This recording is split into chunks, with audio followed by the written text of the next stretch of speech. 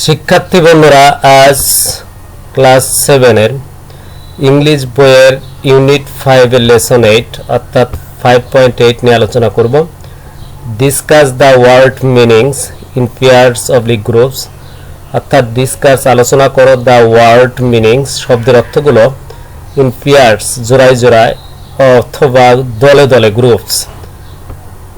দেন তারপর write your sentence using the word next to it, অর্থাৎ এরপর পাশের ফাঁকা কলামে, এখানে যে ফাঁকা কলামটা দেওয়া আছে এই কলামে শব্দগুলো ব্যবহার করে নিজের মতো করে বাক্য তৈরি করো। One is done for you, বোঝার সুবিধার্থে এখানে তোমার একটি বাক্য করে দেওয়া হয়েছে, একটি করে দেওয়া হয়েছে তোমার বোঝার সুবিধার জন্য। এখানে দেখো ইনভিজিবল শব্দ অর্থ অদৃশ্য, something that can not be seen, কোনো কিছু দ্যাট যা ক্যান নট বি সিন দেখা যায় না, বিকজ ইট ইজ হিডেন এটা লুকানো থাকে। ইওর ওন সেন্টেন্স হলো I can feel my mother's blessings, অর্থাৎ আমি অনুভব করতে পারি আমার মায়ের আশীর্বাদ, দো যদিও দে আর ইনভিজিবল, যদিও তারা অদৃশ্য।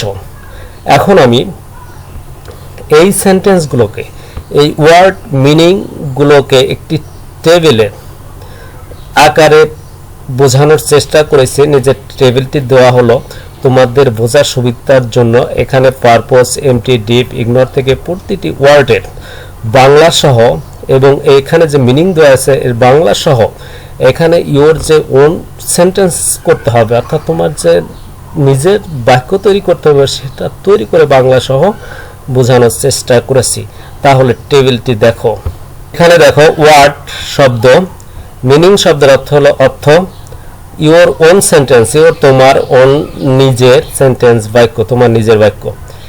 ইনভিজিবল শব্দের অর্থ হলো অদৃশ্য, এখানে এর মিনিং হচ্ছে সামথিং কোনো কিছু that can not be seen দেখা যায় না, যা দেখা যায় না, বিকজ ইট ইজ হিডেন এটা লুকায়িত। ইওর ওন সেন্টেন্স এইটা কিন্তু করেই দেওয়া হয়েছে তোমার বোঝার সুবিধার জন্য, এর আগেও আমি বুঝিয়েছি বিদায় এটির পরবর্তী ওয়ার্ডে যাই।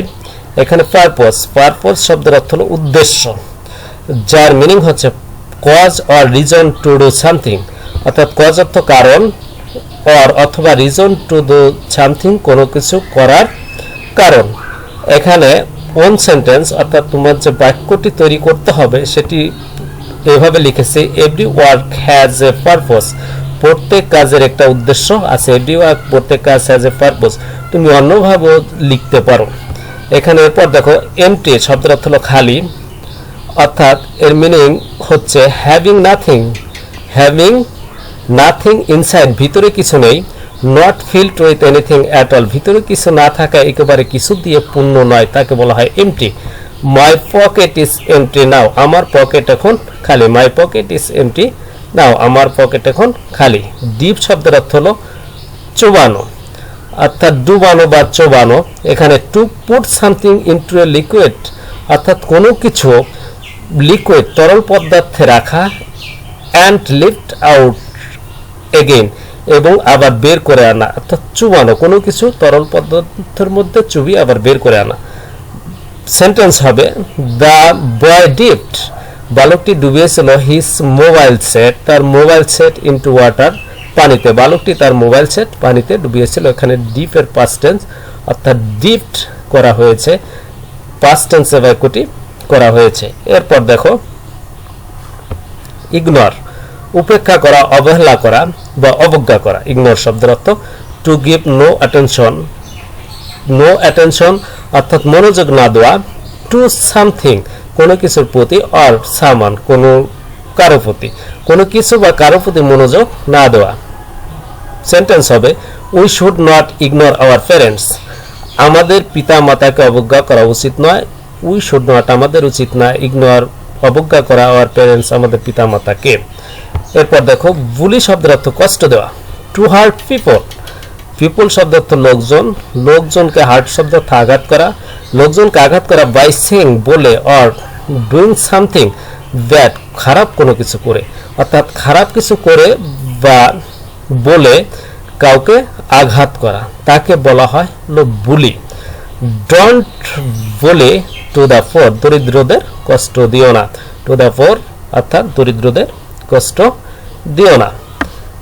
এরপরে গেস শব্দের অর্থ হলো অনুমান বা ধারণা করা, অনুমান করা বা ধারণা করা।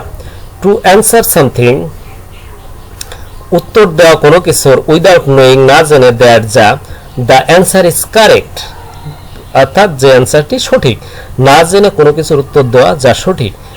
সেন্টেন্স হবে আই গেস, আমি ধারণা করি বা অনুমান করি, ইউ আর রাইট, তোমার কথা সঠিক।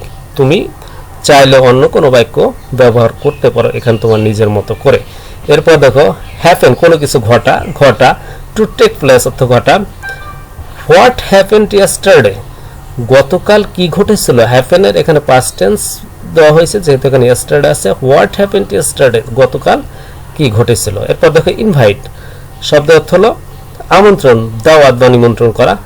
Make a flight or and friendly request to do something, কোনো কিছু করার জন্য বিনয় বা বন্ধুসুলভ অনুরোধ করা। এখানে বাক্যটা হবে ইফ ইউ ইনভাইট মি, যদি তুমি আমাকে দাওয়াত করো, আই শ্যাল গো, আমি যাব। তুমি আমাকে দাওয়াত করলে আমি যাব। এরপর দেখো কস্ট, ব্যয় বা দাম। প্রাইস, দাম। The money that needs to be paid to buy, কোনো কিছু কিনতে যে টাকা দেওয়া হয়, ডু করা হয়, অর মেক সামথিং অর্থাৎ কোনো কিছু তৈরি করা হয়। কিছু কিনতে, করতে বা বানাতে যে টাকার দরকার হয় সেটা হলো কস্ট। এখানে বাক্যটা হবে how much does the car cost, গাড়িটির দাম কত। How much does the car cost, গাড়িটির দাম কত।